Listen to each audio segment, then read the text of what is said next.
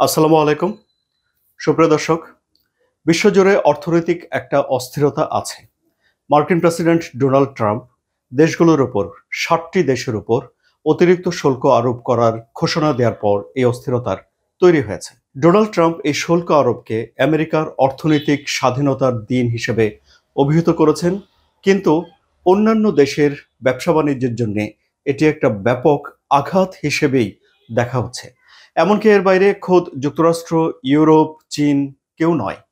এই পরিস্থিতির মধ্যে চীনের প্রতি আরও অতিরিক্ত ৫০% শুল্ক আরোপের ঘোষণা দিয়ে ডোনাল্ড ট্রাম্প পরিস্থিতিকে আরেকটু ঘোলাটে করে তুললেন। এখন বিশেষজ্ঞরা বলছেন যে যদি সত্যি সত্যি ডোনাল্ড ট্রাম্প এই ৫০% অতিরিক্ত শুল্ক আরোপ বাস্তবায়ন করে, অর্থাৎ আরোপ যদি করে, তাহলে চীন থেকে যুক্তরাষ্ট্রে আমদানি করা কিছু কিছু পণ্যের উপরে শুল্ক দিতে হবে ১০৪%।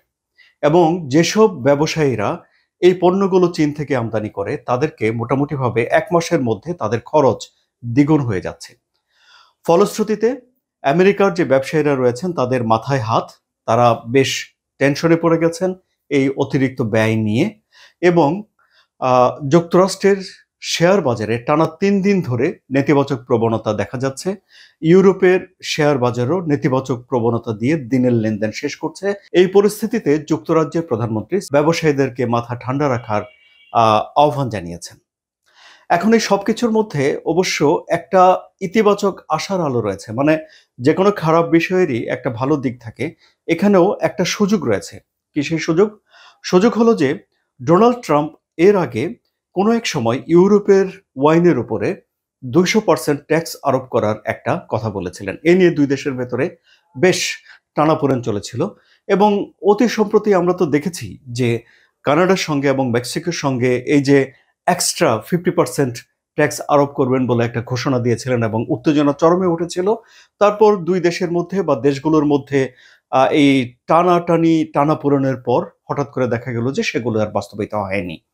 তাহলে চীনের ক্ষেত্রে যদি বিষয়টি এরকম হয় যে সত্যি সত্যিই চীনের প্রতিশোধমূলক ৩৪% শুল্ক আরোপের বিপরীতে ডোনাল্ড ট্রাম্প শতকরা ৫০% শুল্ক আরোপ করা থেকে বিরত রইলেন, চীনও শুল্ক আরোপ থেকে বিরত রইল, তাহলে হয়তো এখানে এই বাণিজ্য যুদ্ধটা কিছুটা এর প্রকট ভাব কিছুটা কমে আসতে পারে বলে আমরা ধারণা করতে পারি।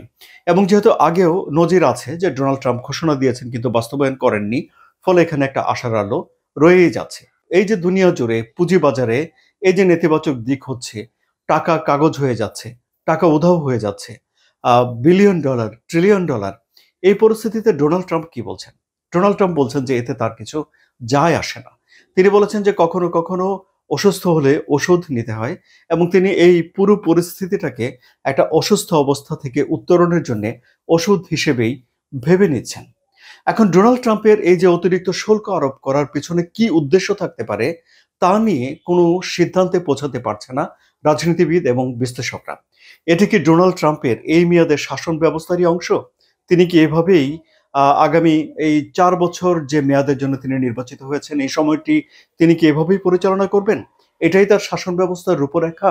নাকি দেশগুলোর সঙ্গে ডোনাল্ড ট্রাম্প কোনো একটা আলোচনায় যেতে চান, কোনো একটা চুক্তিতে যেতে চান, যে আলোচনা এবং চুক্তির পরিবেশ তৈরি করার জন্য তিনি দেশগুলোকে যুক্তরাষ্ট্রের মুখাপেক্ষী করে তুলছেন তা এখনো স্পষ্ট নয়।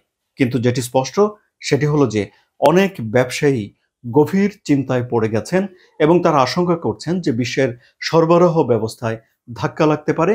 এমনকি বিশ্লেষকদের আশঙ্কা একটা বিশ্ব মন্দাও শুরু হতে পারে, যা আমার আপনার কারো পকেটের জন্যই ভালো নয়। সুপ্রিয় দর্শক, আপনার কি ভাবনা কমেন্টে জানান। আলোচনা যদি ভালো লাগে তাহলে সাবস্ক্রাইব করে চ্যানেলের সঙ্গে থাকুন। ভিডিওটি শেয়ার করুন, আপনার বন্ধুদের দেখার সুযোগ করে দিন, লাইক দিন। সবাই ভালো থাকবেন।